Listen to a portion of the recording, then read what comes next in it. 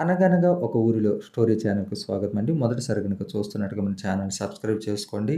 అలాగే స్టోరీని పూర్తిగా చూడండి. లైక్ చేయండి. ఒక ఊరిలో రామయ్య, సోమయ్య అనే ఇద్దరు అన్నదమ్ములు ఉండేవారు. వాళ్ళిద్దరూ ఎంతో ప్రేమగా, చక్కగా ఉండేవాళ్ళు. చక్కగా పని చేసుకుంటూ, చక్కగా డబ్బులను సంపాదిస్తూ ఉండేవారు. వాళ్ళకు 2 ఎకరాల పొలము ఉంది. ఒక కోళ్ల ఫారం ఉంది. 2 ఆవులు ఉండేవి. ఇద్దరు అలా కష్టపడుతూ పెద్దవాళ్ళయ్యారు. వాళ్లకు పెళ్ళిళ్ళయ్యాయి. రామయ్య భార్య సుగుణ చాలా మంచిది. సోమయ్య భార్య అరుణ గయ్యాళిది, స్వార్థపరురాలు. బావ తన భర్తతో గొడ్డు చాకిరీ చేయిస్తున్నాడని, అన్నీ సమంగా పంచిపెట్టట్లేదని, తన పేరులో డబ్బులు దాచుకుంటున్నాడని, తమను మోసం చేస్తున్నాడని ఆవిడ ఆలోచన. భర్తకు అన్నీ నూరిపోసి ఆస్తి పంపకం చేయమని చెబుతుంది. రామయ్య ఎన్ని విధాలు చెప్పినా వినకుండా తమ్ముడు మారం చేయడంతో ఇంక తప్పదని చెప్పి ఇంకా పంపకం చేశాడు. 2 ఎకరాలు ఉన్నాయి కదా! అతనికి 1 ఎకరం, ఇతనికి 1 ఎకరం. కోళ్ల ఫారంను కోళ్ళు లెక్కపెట్టి అతనికి ఒక 100 కోళ్ళు, ఇతనికి ఒక 100 కోళ్ళు వచ్చాయి. ఇంకా ఆవులు 2 ఉన్నాయి కదా! 2 ఆవులు సర్దుకున్నారన్నమాట. అయితే అన్నకు రామయ్యకు అన్ని పనులు చక్కగా వచ్చు, శ్రద్ధగా చేస్తూ ఉండేవాడు. సోమయ్యకు ఏ పని చేత కాదు. అన్న సలహా ప్రకారంగా కష్టపడటం తప్ప ఇంకేమీ తెలియదు. అలా ఒక సంవత్సరం గడిచింది. రామయ్య పంట చక్కగా పండింది. కానీ సోమయ్య పంట ఏమాత్రము పండలేదు కదా!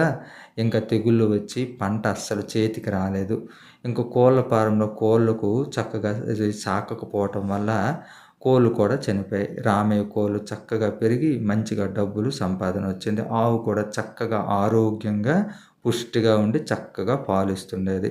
సోమయ్య ఆవుకు సరిగ్గా భోజనము మేత పెట్టకపోవటం వల్ల ఆవు ఎండిపోయి పాలు కూడా చక్కగా పిండేయటం వల్ల ఆవు చక్కగా శుష్కించిపోయి ఎండిపోయిందనమాట.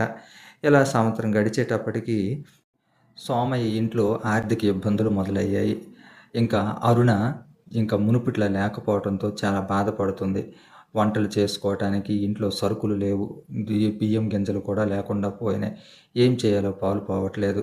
వెళ్ళటానికి అహం అడ్డు వస్తుంది. రామయ్య మాత్రం అర్థం చేసుకున్నాడు. భార్య సుగుణ కూడాను ఆమె అర్థం చేసుకొని ఇద్దరు భర్త భార్య ఇంకా సోమయ్య ఇంటికి వస్తారు. సోమయ్యకు చెప్తారనమాట, ఎందుకు నీ పరిస్థితి ఇలాగ అయ్యింది, ఎందుకు నీ పంట సరిగ్గా చేతికి రాలేదు, మరి మునుపటిలాగా మనం కలిసి ఉందాం తమ్ముడు, నీకు నేనేమి మోసం చేయటం లేదు, నీ డబ్బులు నాకొద్దు, మన ఇద్దరం చెరో సగం పంట వస్తే ఎంత వస్తే పంచుకుందాం అని చెప్పి అంటాడనమాట. సోమయ్య దానికి సమ్మతిస్తాడు. అరుణ ఇంకా చేసేదిలాక తన తప్పు తాను తెలుసుకొని తను కూడా ఊరుకొని తనను క్షమించమని తన బావగారిని చెప్పి ఆమె క్షమించమంటుంది.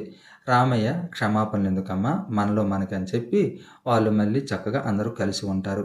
ఇంకా అప్పటి నుంచి కోళ్ళ ఫారం కానీ వ్యవసాయం కానీ అన్నీ ఇద్దరు కలిసి చక్కగా చేసుకొని చక్కగా పండించుకొని ఆనందంగా ఉన్నారు. అంటే ఎప్పుడైనా ఐకమత్యమే మహాబలము. పెద్దవాళ్ళను గౌరవించాలి. వాళ్ళను గౌరవించి వాళ్ళ మాట వినాలి. ఎందుకంటే వాళ్ళకు అనుభవం ఉంటుంది కాబట్టి.